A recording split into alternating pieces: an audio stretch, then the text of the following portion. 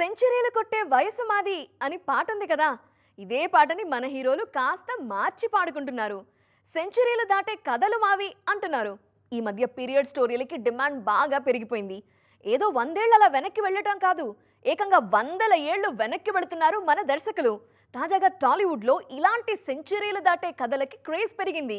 మన దర్శకుల చూపులెడుతున్నాయి. ముఖ్యంగా ఒకప్పటి చరిత్రని బయటకి తీసుకొస్తున్నారు.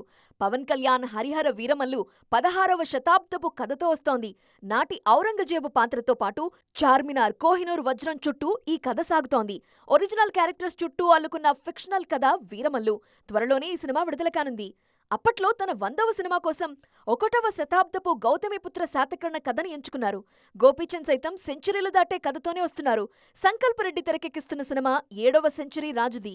ఈ చిత్ర టీజర్ విడుదలైంది. ఇప్పుడు 7వ శతాబ్దపు చరిత్ర మరిచిన రాజు కథని తీసుకొస్తున్నారు సంకల్ప్ రెడ్డి.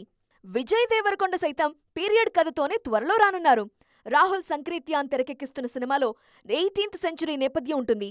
1854 నుంచి 1878 మధ్య జరిగిన ఓ యోధుడి కథ ఇది. ఈ సినిమాని భారీ బడ్జెట్తో మైత్రి మూవీ మేకర్స్ నిర్మిస్తోంది. గతంలో టాక్సీవాలా ఇదే కాంబినేషన్లో వచ్చింది. నిఖిల్ ఈ మధ్య ఎక్కువగా పీరియడ్ కథల వైపే వెళుతున్నారు. ఈయన నటిస్తున్న ది ఇండియా హౌస్ 19వ శతాబ్దపు కథ. 1900 సమయంలో జరిగే నేపథ్యం ఇది. స్వయంభూ కూడా పీరియడ్ డ్రామానే. 18వ శతాబ్దపు ఒడిశా యోధుడి నేపథ్యంలో ఈ సినిమా తెరకెక్కుతోంది. మొత్తానికి మన హీరోలు కథల కోసం సెంచరీలు దాటేస్తున్నారు.